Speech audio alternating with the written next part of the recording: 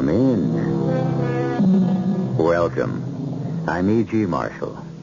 I'm sure you know by now that the door you have just entered leads to a strange world, a land of forbidden fancies, peopled by giants and pygmies, kings and cobblers, saints and sinners. Happy children play in its streets, while just behind lurk iniquitous monsters. Unspeakable crimes are committed here, and acts of breathtaking valor. You are the sovereign in this place. It is the realm of your own imagination. Our story this time searches one of its deep recesses, the hidden place of fear. Our mystery drama, Death Pays No Dividend, was written especially for the Mystery Theater by Mary Jane Higby and stars Anne Shepard and Guy Sorrell.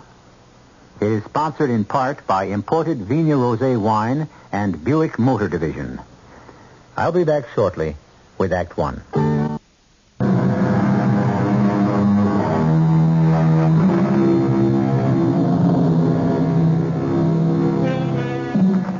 A famous traveler once said that the most important words in any language are, where is the exit?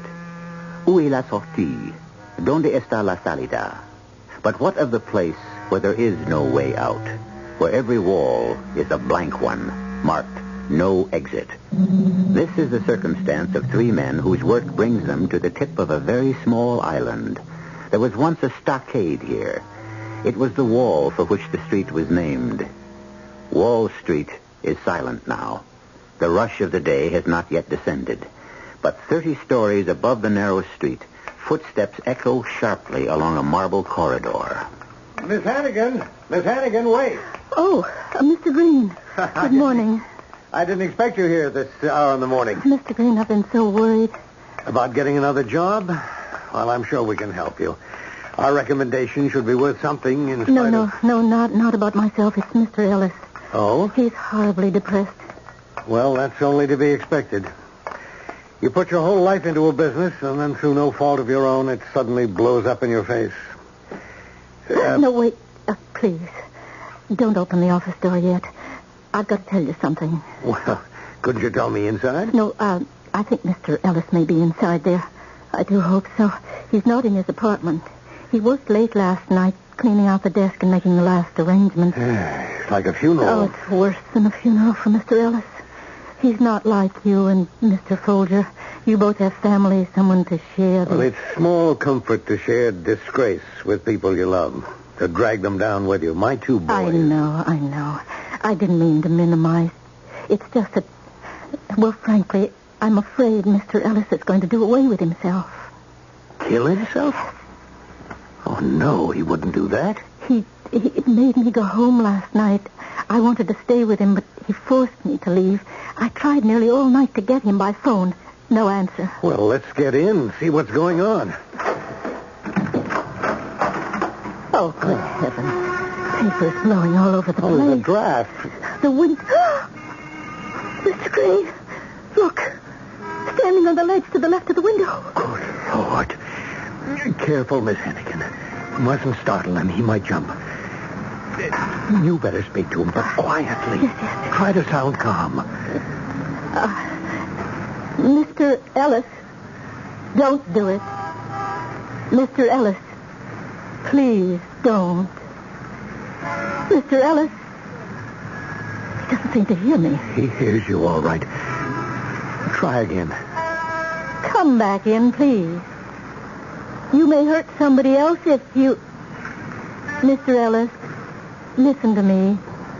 Come back. You mustn't do this. Please. It's no use. I'll try. Victor, don't do it.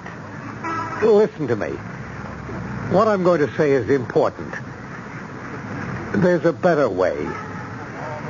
Did you hear me? There's a better way. John and I have a plan.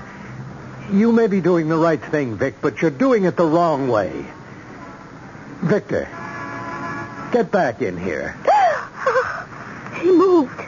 He's coming in.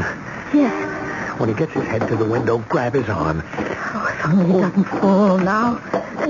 Damn narrow ledge. Dear Lord, don't let him fall. Don't let him. Oh, there you are, Victor. Steady, old man. Come, Mr. Ellis. Let me go. All right. Sit down. Thank God. Close the window, Miss Hannigan. I looked down. I could have done it if I hadn't looked down. I fouled this up like everything else. I can't do anything right. Oh, don't say that. Nothing that happened was your fault. You were all victims of a rotten crook. I didn't have the guts to jump. Just didn't have the guts. Thank heaven you didn't. You must never try a thing like that again. Never. All right. It's a sin. It's all right now, Miss Hannigan. Yes. Yes, it's all right now. I'd never forgive myself. Now. Calm down. Good morning. What's going on? What's with Miss Hannigan? She's had a bad shock. What happened? Later, John. Please, Miss Hannigan. I'm so scared. It's helpless. I never forgive myself. Look, come on now. Snap out of it. Miss Hannigan. She's been under a terrible strain. I'm sorry. My nerves. Yes, of course. Victor, get us some water, will you? Oh, sure. I'll be a moment. I've got to talk to you alone, John. Okay. Come in my office. Are you sure you're all right now, Miss Hannigan? I'm sorry I let go like that. It won't happen again. All right, relax. Try to go on as though nothing had happened. Here's the water. I didn't mean to put you through this. You, of all people. Come on, John. I think we should let Miss Hannigan go home. No, that won't be necessary, Mr. Folger. I'm all right. Kent? Yes? What did you mean? There's a better way. We'll talk about it later. Now, what was going on? Victor tried to jump out of the window. What? He was standing on the ledge when we got here this morning. Oh, for Pete's sake. That idiot. How long was he out there? Did he draw a crowd? No. Well, I suppose somebody must have seen him, though. That fool. Well, this settles it, John. We've got to let him in on the scheme. No. Vic's too unstable. He's sure to blow it. It's the only way to keep him from blowing it. It's obvious. If word gets around that a member of the firm tried to commit suicide and then something happened to us, they'd never stop the investigation. Not until our families were starving. Damn it all, that's not going to happen. I'm going to meet my obligation to Marie. We both have obligations, John. I'm not going to leave my wife helpless. I'm going to provide for her if it's the last thing I do. It will be. Look, you don't understand, Victor. His father founded this firm, and it's been Victor's whole life a sort of memorial to his father. Well, now this scandal... Well, the mood he's in, he's apt to do anything. The only way to protect the scheme is to let him in on it. Oh, you're probably right. But all my instincts are against it. Well, shall I get him in here? Yeah, I guess so. Well, I'll get him. But if he louses this up... Vic? Yes? Come in here a minute, will you? Yes? What is it? Close the door. You made a jackass of yourself, didn't Cool you? it, John. Now, if you've got some cockeyed scheme to keep the scandal from breaking, don't waste my time. We'll be lucky if we get less than 20 years. Oh, come on. Drop the emotional jag and talk sense. Kent and I are in a worse spot than you are. We both have families to provide for, right? And there is just one way to do it. Our life insurance. You can't collect on suicide. We know that. But you can collect on murder. What? I don't get it. A good, clean bullet in the back of the head when you're least expecting it. It's an easy way to go, Vic. You'd never know what hit you. Well, how do you think you're going to bring that off? Never mind. I can bring it off. Years ago, I did a favor for somebody. I didn't know him too well, but I used to drop into his place once in a while for... Well, never mind what for. Later, he got mixed up with some pretty notorious characters, so I figured he'd be in a position to arrange what they call a contract. What kind of contract? Oh, for Pete's sake, I know you've devoted your whole life to the firm, but don't you ever go to the movies? You must know there's such a thing as a hired killer. Oh, that kind of contract. Yes, that kind. So? We have 2 contracts right now. Now, do you want to make a third? You mean pay somebody to kill me? Yeah, $3,000. Well, now, I don't know. It makes a great deal more sense than what you just tried to do. No pain. No mess. These guys are professionals. It's a tough idea to get used to. How do I go about it? 1 quick phone call and $3,000 in cash. Maybe you ought to take a few hours to think it over. Well, I've tried 3 times to kill myself. I haven't the nerve. Okay, go ahead. Make your phone call. You're sure? Yes. Because once I complete this call, there'll be no turning back. You understand that, Victor? You got to be sure you want to go through with. Hello? Is Louis there? Right, I'll hold on. You sure you want me to go ahead? Yes. Louis? This is John Folger. Yes, I know. I promised not to call you again. No, we're going through with it. We, want to add another name to the shareholders. 3,000, right? Where? All 3 of us? Oh. All right. Will do. We're to put the money in a book in the 42nd Street Library.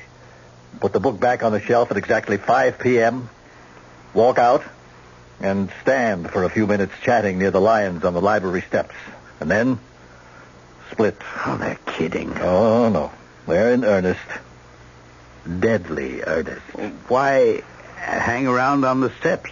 I should imagine somebody wants to get a good look at us. The killer? Yes.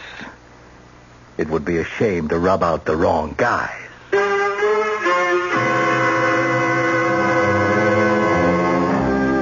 A suicide pact. But quite unlike your ordinary run-of-the-mill agreement, the participants have relinquished any option of withdrawing. From now on, each one knows that his next move may well be his last. We'll see how they stand up under that unpleasant knowledge when we return with Act 2.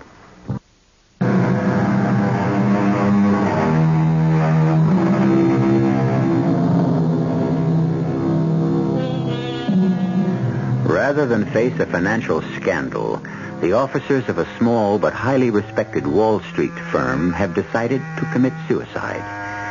Through a go-between, they have arranged for a paid executioner to do the job for them. An easy way out. We'll never know what hit us, they tell each other.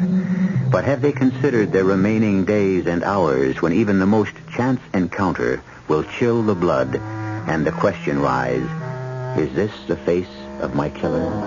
To see how they are facing up under the strain, let's listen to a telephone conversation. Hello. Kent, this is John. You heard what happened? No. Vic goofed off. Ran away. Remember, we were giving May Hannigan a vacation? The cruise to the Caribbean? Well, at the last minute, he decides to go with her. Well, I guess he wants to do some of the things he never took time for before. Come off it. He's running away. He knows they won't dare shoot him aboard ship. They couldn't make a getaway. He's as safe on that boat as he would be in jail. Well, what of it? They'll hit him when he gets off. Well, I was hoping they'd tend to Vic first before they got you or me. Did you tell Louis that? I couldn't tell him anything. He made me promise never to contact him again. Louis not part of the mob or a family or whatever they call it nowadays. They just use his place of business sometimes, meet there. What kind of business is he in? Look, I swore to keep him out of it. Now, what you don't know can't hurt Louis. Okay. Well, I wouldn't worry too much about Vic. Well, damn it all, I do worry. He hasn't got our motivation. Once you and I are out of the way, what's to keep keep him from getting the wind up and running to the police with the whole story. I don't think he can do that. There's such a thing as accessory before the fact, you know. This may look like a suicide pact to us, but to the police it's going to be murder. Oh. You mean he'd face a murder rap, huh? Well, he might. I just hope he knows that.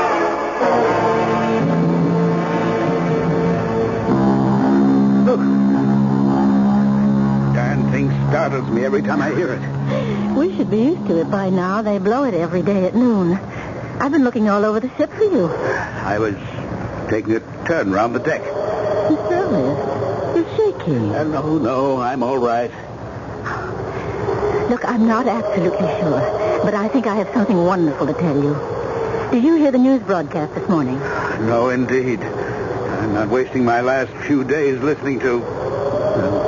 No, I didn't. Well, you know those penny gold stocks you bought a few years ago, you and Mr. Green? Penny gold? Oh, yes, the stock we bought from Harrison to help him out of a tight spot. Mm-hmm. It's worthless. Well, that company, I think it's the same company, has just made the greatest gold strike since 1849. What? Mm-hmm. Harrison's company? I went straight to the radio room as soon as I heard it. The broadcaster taped, you know, and they were kind enough to run it again for me. I have the notes I took here in my purse. Oh, dear, it's awfully windy, isn't it? We'll go inside. The President Taft Mining Corporation? That's the one, isn't it? I believe so. Yes. Here, let me get the door. That's better. Relief to get out of that wind. Now, here's what I took down. The President Taft Mining Corporation has uncovered what seems to be the lost Fortuna vein. Does that make sense to you? Yes. The Fortuna, yes, it does. Harrison mentioned the Fortuna vein. This ledge of almost pure gold said to exist in Mono County, California. Mono County, that's right. Has been sought by miners for over 100 years. The Fortuna vein, it must be Harrison's company. Well, This changes everything, doesn't it? oh, it sure does. You can pay off the debts of that crook and his disgraceful charisma funding company. Well, if this report is accurate, we can. You have a lot of Taft stock, and with the price of gold now... Who'd ever have thought? Why, that part of California has been picked over so much, it seems impossible there'd be an ounce of gold left in the ground. We only bought it to help Harrison out. Oh, I'm so happy for you. You deserve Oh, it. Miss Hannigan, you're a jewel. Oh, Mr. Ellis, my hair. You don't mind my kissing you? No. So happy. What a day. Come on, down to the bar. We'll crack a bottle of champagne. Kent, I'm so glad you decided to telephone me here aboard ship instead of waiting till I got back. I've been trying to get you all afternoon.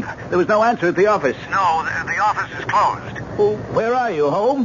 No, I'm calling from outside, a payphone. Well, great news, eh?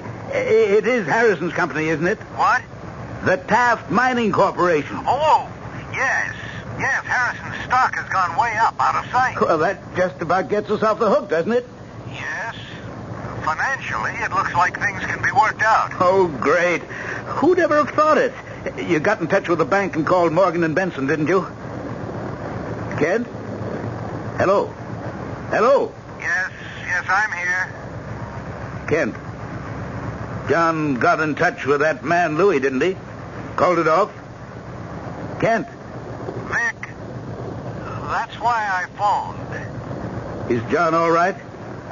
No, You mean he didn't get to Louis? he never had the chance. Oh, when? Where? In front of his house. Just one shot, Vic. From a passing car. Just one shot.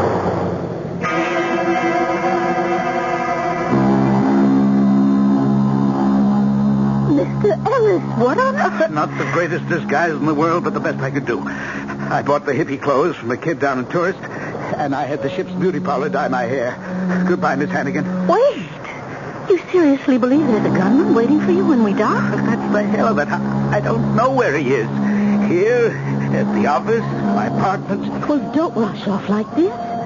You're not thinking clearly. There's only one sensible thing to do. Go to the police. The police? Tell them the whole story and ask for protection. I can't do that. It's the only way. But I can't do that to John. Mr. Folger's dead, Mr. Ellis. His widow's alive and she's an invalid. If I go to the police, they'll cancel the insurance you'll get. The firm can take care of Mrs. Folger. We'll be lucky if we can pay our debts and save the firm. No, I got into this mess and I've got to see it through. I'm going to make a break and run for it. I'll be the first one off the ship and run to a taxi. Please, listen to me. Don't rush down the gangplank alone. Let some of the other passengers start first. Then saunter off casually. Oh, dear. Take my arm. I'm coming with you. No, absolutely not. I'm a living target. Stay out of range, Miss Hannigan. Your life depends on it. Goodbye. Where do you plan to go? Some hotel, I guess, till I can figure a way to get out of town safely. Here. Look, take my keys. Go to my apartment. No, I'm not going to drag you into this. It's the safest place for you. Nobody will dream of looking for you there. And I can reach you by phone. I'll go straight to the office. That way, you'll know what's going on. Well, all right.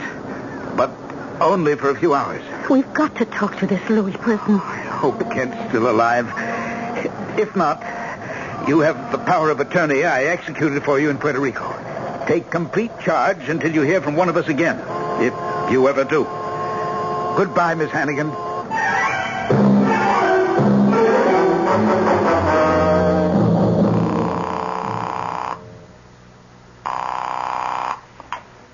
Hello? Oh, good. You made it to the apartment all right. Yes. I haven't dared open a window or raise a blind. Everything all right at the office? I don't know. I guess so. I have an uneasy feeling that I'm being watched as I sit here. You're all alone? Yes. It's Saturday, you know. I'm just getting jittery, I guess. It's hard to keep my imagination from running riot. There is one strange thing, though. What's that? One of the walls in your office is half painted. You didn't authorize the paint job, did you? Well, of course not. We're dissolving the firm. Building manager must have made a mistake. No, he says not. His painters didn't do it. Oh, by the way, I think I know who that man Louis is. The one who set up the deal. Well, how'd you find that out? The filing cabinet in Mr. Folger's office. There's a promissory note made to Mr. Folger by a Louis Vongoli. He owns a small bar on the east side. Well, makes sense. John said he used to drop in at Louis's place. The bar, eh? Mm-hmm.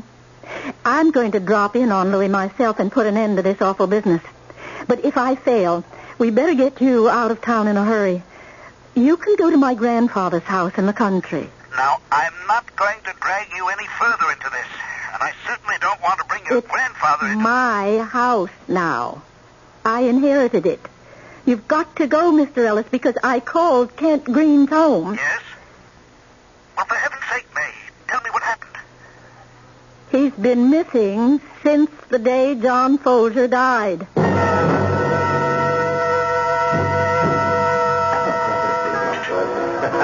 What'll it be, miss? Some nice fresh oysters? Just come in this morning. I'd like to see the owner, please. I want to talk to Louis. You're talking to him. Well, it's a confidential matter. This is the lunch hour, lady. I'm busy.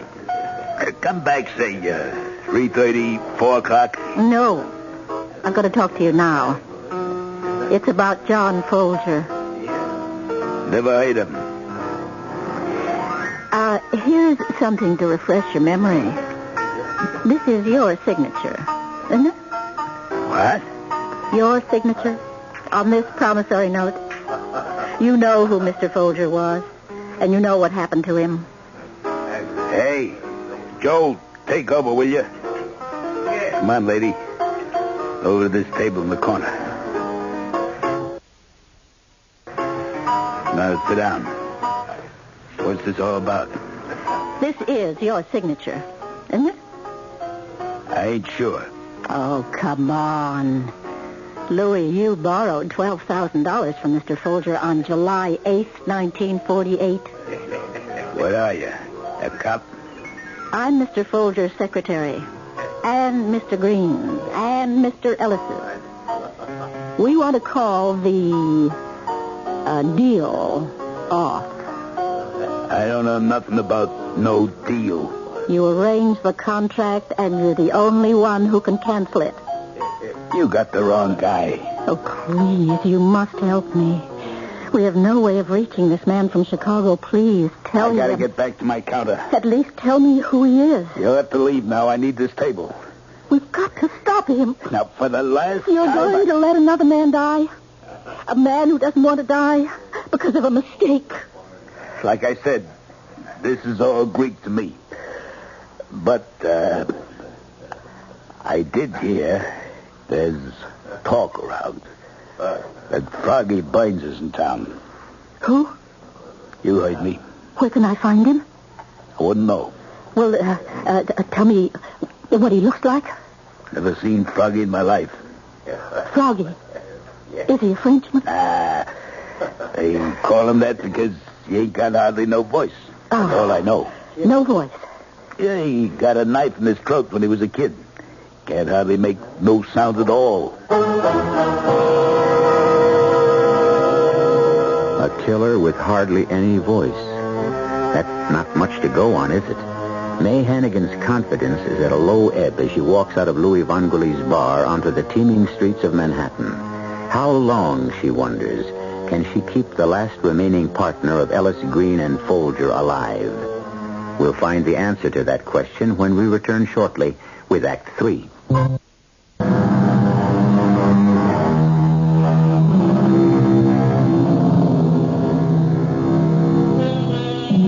May Hannigan found herself peering nervously into every darkened doorway as she approached the garage which housed her automobile.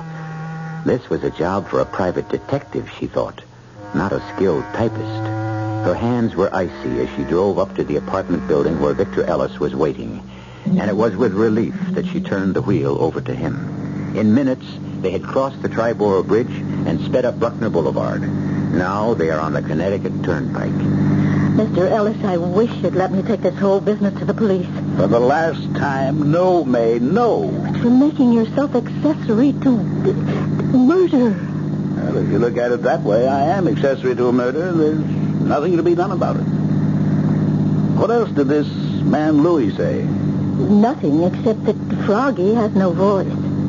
Well, maybe Louis will tell the mob to call it off. No, he won't contact anybody. Now that there's been one killing, he's terrified of being involved. He's frozen with fear. Poor guy. Poor guy. What he did, what you all did was a sin. Don't you worry about that? I've got other things on my mind. That car behind us, for instance. A car? Yeah. A big one. Black, I think. It's been with us ever since we left Bruckner Boulevard. Are you sure it's the same one? Slow down a bit.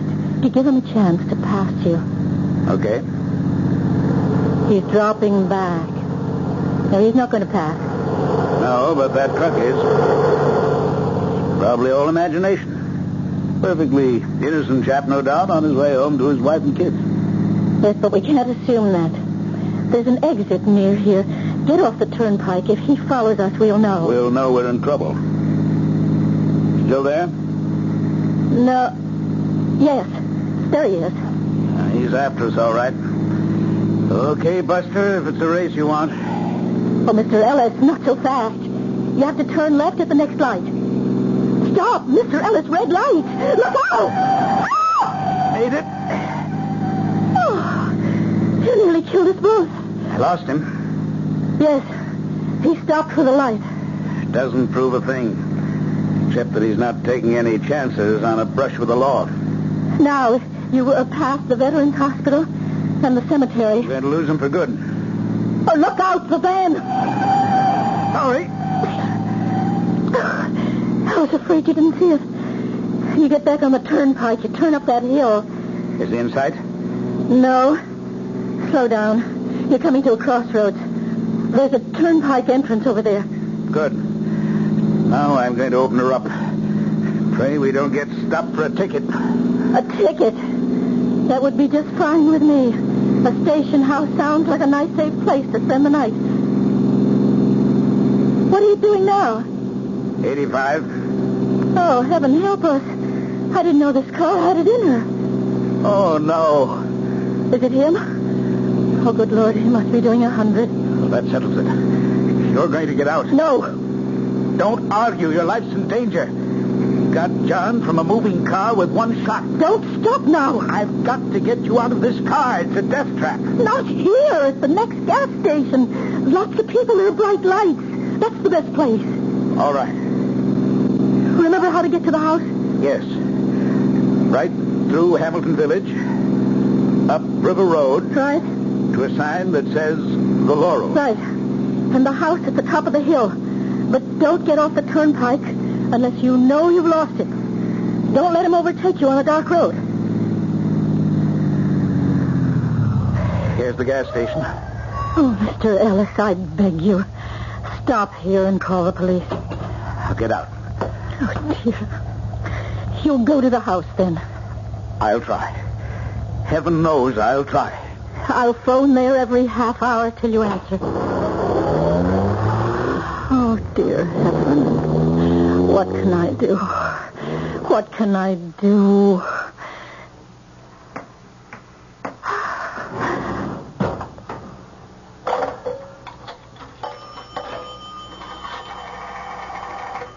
Operator, this is an emergency. Get me the Hamilton police. Hamilton. H-A-M-I. That's right. Hello? Is this the police station in Hamilton? I want to report a stolen car. My name? Hannigan. I own the house on Laurel Hill. Oh, well, hello, Sergeant Kelly. Yes, this is May Hannigan. Look, this weird-looking man, he's middle-aged, dyed hair, wearing tie-dyed pants, striped sneakers, and a sweatshirt with a pair of big red lips on the back. A real weirdo. Yes. And I think he's on drugs or something. He stole my car. Yes, that's correct. And he's got my house keys as well. He's on his way up there now. Yes? And will you send a police car to head him off? Yes, I'll be in tomorrow and press charges. Thank you. Well, that'll put him where he'll be safe for the night.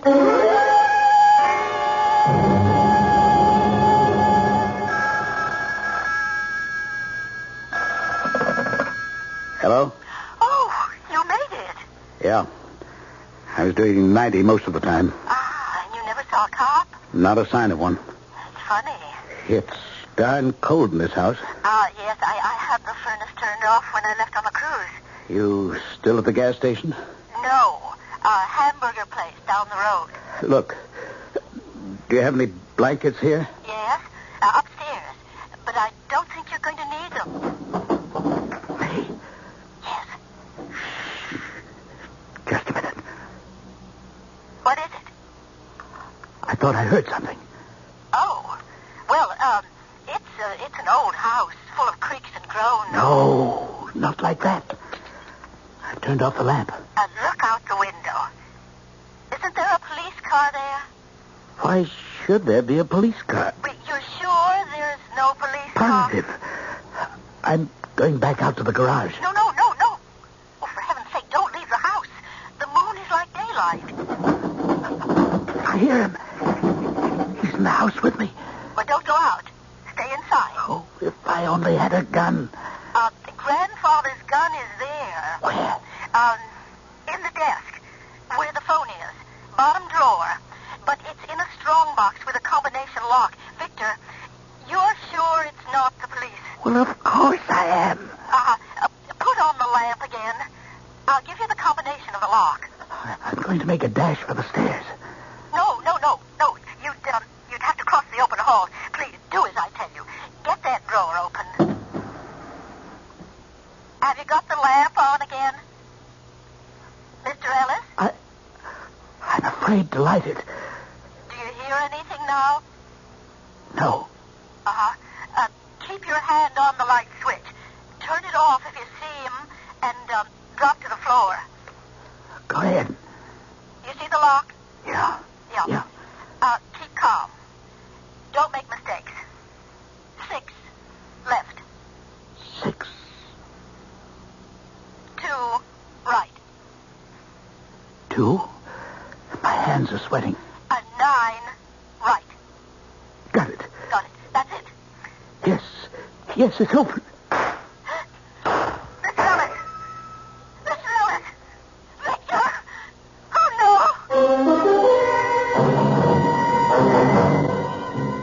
no! I'm well aware of my constitutional rights, and I don't think you can lock me up in that cell. Well, I don't happen to have identification on me, but I can assure you that I am Victor Fairchild Ellis, Jr. of Ellis, Folger & Green, a brokerage firm. Sure you are. That outfit's the latest thing on Wall Street. All the brokers run around in red, white, and blue sneakers. Come on. In you go. I can explain... You can explain all you like in the morning. Now, in. Both of you. What's this? I'm an innocent bystander. I got nothing to do with this guy. You got nothing on me. Carrying a concealed weapon. Get moving. Or are we going to have to give you a little help? You're not locking me up with this nut, are That's you? the idea. Now simmer down and get some sleep. You're going to need your wits about you in the morning. Heaven notices. Well, Froggy Burns, you're just the man I want to talk to. Now, this was a good place to do it. Come to think of it, it's a great place. The best I could ever find. I'm sorry I had you arrested, but I didn't know what else to do. Well, thank the Lord you did. I've never been so jittery in my life. As soon as I got my shaky hands on that gun, it went off. But I heard 2 shots. Well, that was Sergeant Kelly. He shot the lock off the front door and rushed in. And where was Froggy through all this? Still in the glassed-in sun porch, trying to pick the lock. When he heard the commotion, he ran out, and the other cop in the prowl car nabbed him. Do you have the office keys, May? Yes, but there's somebody in the office. I heard a scraping noise. We've nothing to fear now. Here, I'll open it. It's the painter. Say, we didn't order a decorating job. What do you... I can't. Mr. Green. Am I glad to see you? Well, it's great to see you, Kent. So you're okay. I've been wondering about you. We were afraid you... Oh, Mr. Green. I'm so happy you're all right. What's all this with the paint and dirty overalls? Well, the day John was shot, I sent the office staff home early. You can imagine I was pretty nervous. I noticed there were painters working in the outside hall, so I talked one of them into selling me his overalls and some paint and brushes.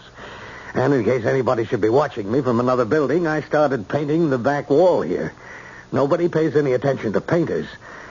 As soon as 5 o'clock came, I walked right out with the rest of the paint crew. Of course, I didn't dare go home, so... Well, I got an old station wagon and put a sign in the window, Meteor Decorating Company. I've been moving around more or less freely ever since. When I think of what I went through... And you were simply roaming around town with paint on your face. Well, you're both safe now. Yes, Kent. The contract for killing us has been canceled. Oh, thank the Lord. Now I can get washed up. Suppose we celebrate with a cup of coffee. I can make some in Mr. Folger's office. Your office now, May. Yes. That is, yes. Her office? A great woman, Kent. She saved my life. I asked her to marry me.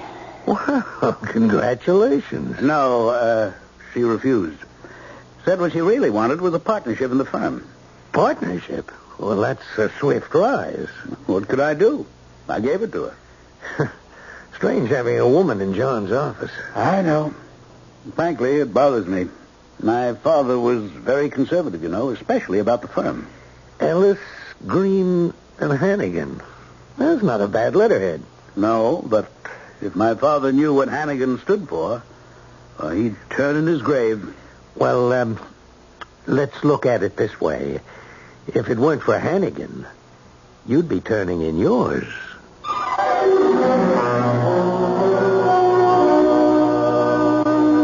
So May Hannigan accomplished two very difficult things that night.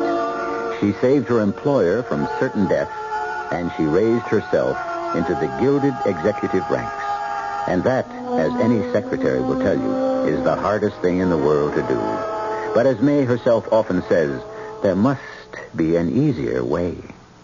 I'll be back shortly. You're driving a car you knew you were going to buy the minute you saw it. Skyhawk. Buick Skyhawk. You just knew a car this streamlined would be easy on gas, and you were right. In published EPA mileage test results, Skyhawk got 25 miles per gallon on the open road and 16 in the city. Skyhawk. It's rakish, it's low-slung, it looks European, but it's a Buick. Living free.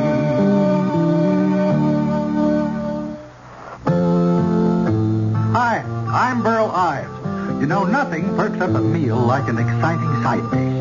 And I'd like to tell you about one your family and your guests are sure to love and keep on loving. It's Uncle Ben's long grain and wild rice. It's a mouth-watering mixture of Uncle Ben's converted brand rice, wild rice, herbs, and seasonings. It's the kind of side dish that can make an ordinary meal a great meal and can keep a great meal from becoming ordinary. In fact, Uncle Ben's long grain and wild rice is so good, they tell me that most everyone who tries it comes back for more. That's because there are no compromises in quality. But that's the way Uncle Ben's does business. So, to make an ordinary meal a great meal, try Uncle Ben's long grain and wild rice. And to make sure you get the quality ingredients and good taste I've told you about, make sure it's Uncle Ben's.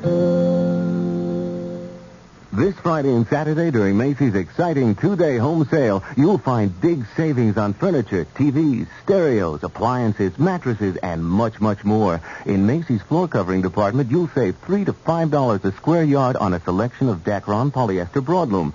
Choose from a dense velvet, a thick plush, or a heavy texture in an array of solids and tweeds. Regularly $12.99 to $14.99, now just $9.99 a square yard installed over sponge rubber padding. You'll also find 20% reductions on every custom-length drapery at Macy's. Choice of styles, sizes, and colors. Fabrics in traditional, contemporary, and early American. Designs cut to the exact inch length in standard widths. Bring your window measurements, all delivered in just 3 weeks. There is also a huge assortment of machine-washable Dacron polyester Neon curtains on sale at substantial savings. Just a few of the great buys Friday and Saturday at Macy's exciting two-day home sale. Broadloom at all Macy's stores except Flatbush.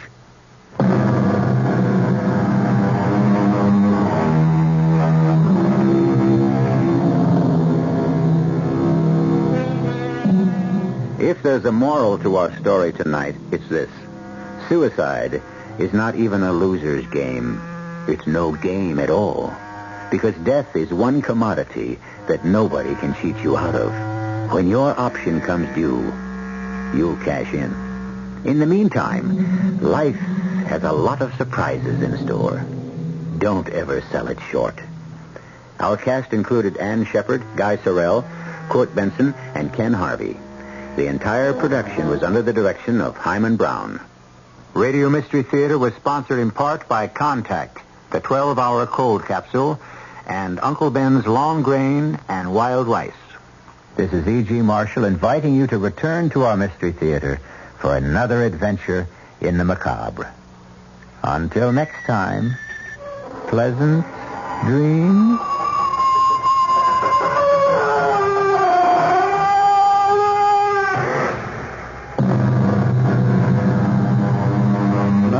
WOR Mystery Theater was also brought to you in part by ShopRite Supermarkets, where you get a lot more for a little less.